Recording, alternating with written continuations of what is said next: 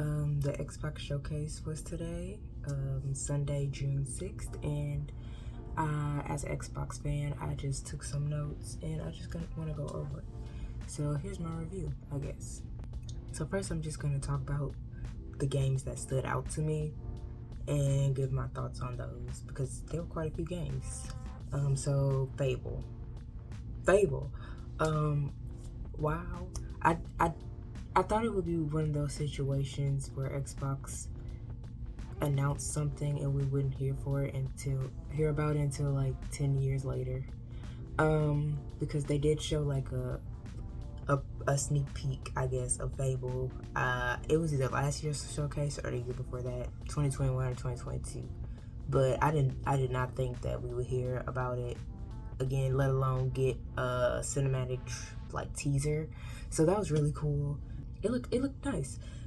Didn't really get like a lot, but you know, it was a tease.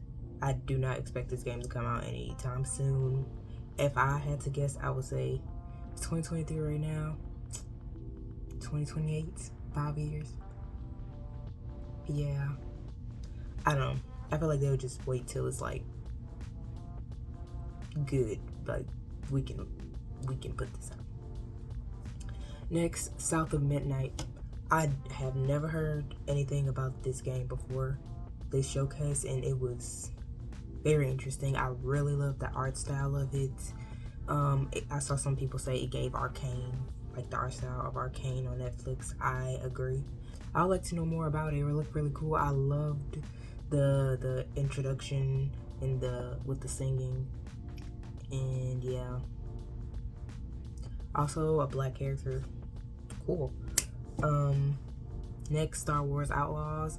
I'm currently playing Star Wars Jedi Fallen Order. I'm in the middle of that game, probably 50% done, and then after I finish playing that one, I'm gonna move on to Star Wars Jedi Survivor. So Star Wars Outlaws definitely looks cool. If it's anything like the Star Wars Jedi, I will totally be playing it. But I did find out after the showcase that this is an open world game. So yes, love me an open world game where I get to explore, my favorite thing. Okay, next, I don't play simulation games, but Flight Simulator 2024, hello, it looked really, I liked it. Let me just say that. I was intrigued because of all the different, it looked like missions you can do. Like there's like a VIP charter plane service. You could rescue survivors, hospital transport. I thought it was just like, when they say Flight Simulator, I thought it was just like, you know, you just log onto the game, you can fly a plane or something. I didn't know they had like different missions, but you don't just have to fly a plane. You can do a hot air balloon, helicopter. It looked really cool. I should have definitely, yeah. Okay, so Fallout Vault 76 has a new expansion or DLC, Atlantic City. I never played Fallout Vault 76. I have played Fallout. I have not finished it. I would say I'm like 70% done with that game.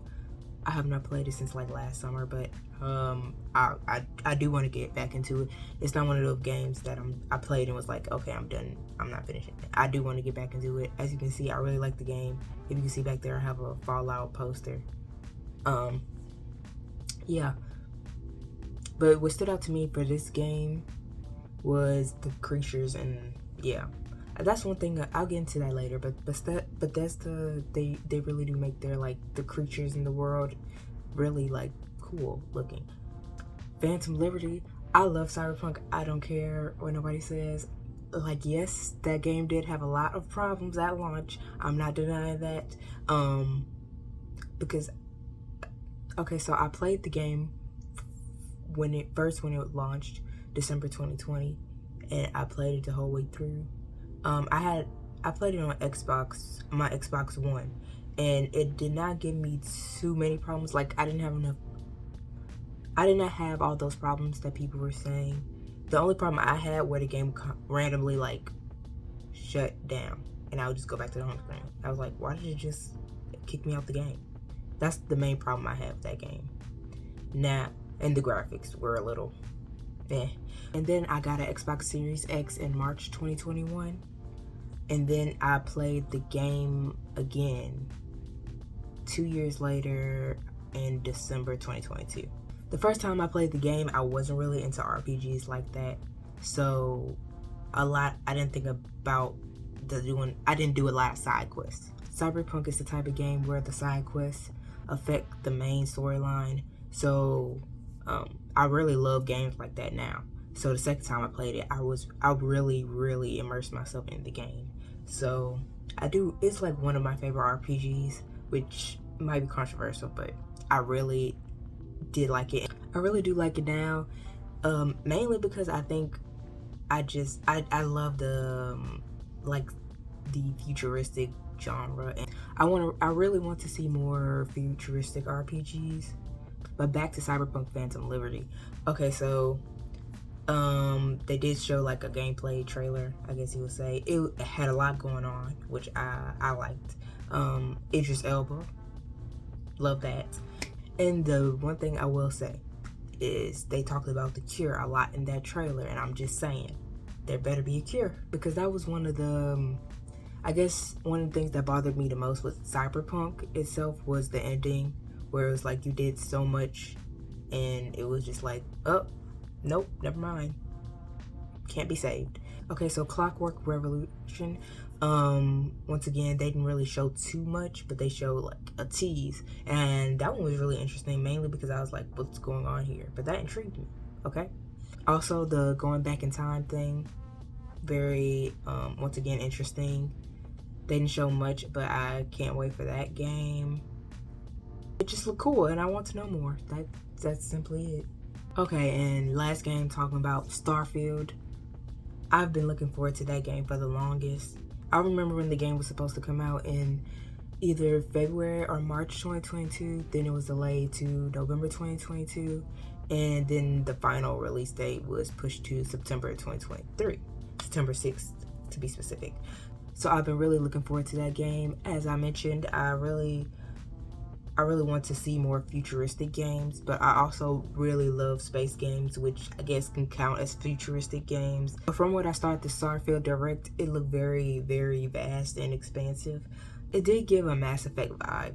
If y'all play Mass Effect, I would love the Mass Effect trilogy and the DLCs, but it gave Mass Effect in the way where there was like an artifact that they mentioned in the Starfield Direct about finding an artifact, and it was like an artifact in Mass Effect that had a lot to do with history and all that. It was mentioned that Starfield was 25 years in the making or something like that, and I believe them because I can really tell like they went really into detail with everything. Okay, I talked about the games that really stood out to me. Now I'm going to talk about, I guess, some of my pros and cons of the Xbox showcase in the Starfield Direct. Pros. First pro, I would say diversity. It was very, very diverse. Not just with the games, the different game genres, but I would say diverse with the characters and how everyone looked, and whether they were human or another species. And yeah, also a lot of female leads. That was pretty cool. Another pro I would say was Xbox originals, Xbox Studio originals, because that's been my main thing with Xbox, because I love Xbox, I'm a fan, but the thing I would say that they really need to focus on is more originals, like more games made by Xbox Studios, you know, instead of, because acquiring companies, you can do that, sure, but you know, make some more games. Make some more games yourselves, you know. Another pro, I guess, would be graphics, because everything looks good to me, in my opinion. Everything looked good. Everything looked clean. Last pro would be there's a good amount of content shown. I did like that they showed gameplay, because mostly I don't like it when they just show like cinematic trailers, because I like to see the game. Like, I understand if the game's not done, but you know, it's nice to see gameplay. Okay, so I do have two cons. My first con would be just related to Starfield, which is not like a super bad thing. It's just It has to do with character creation. For character creation, they didn't really show much. They showed the ship creation, I would say. They really went into detail about that, and then they went into detail about like different skills too. But when it came to character customization creation, it was like a little bit like they showed like a sneak peek of that, which I really wish they went more into that, like show more of the traits and more of the like creation itself, like the hairstyles, skin tones, any makeup or anything. Like I wish, like it didn't even have to be like very in depth, but it's kind of like they showed like one character and just kind of worked with that. But the game comes out in September, so that's like 3 months away. So maybe they just didn't want to, spoil it too much. I don't know.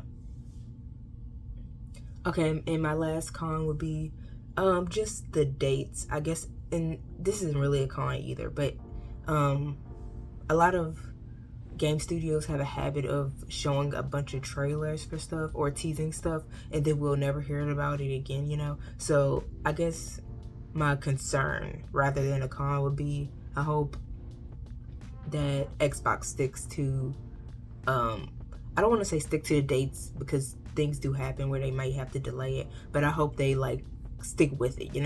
They don't just hope we forget about it and then they forget.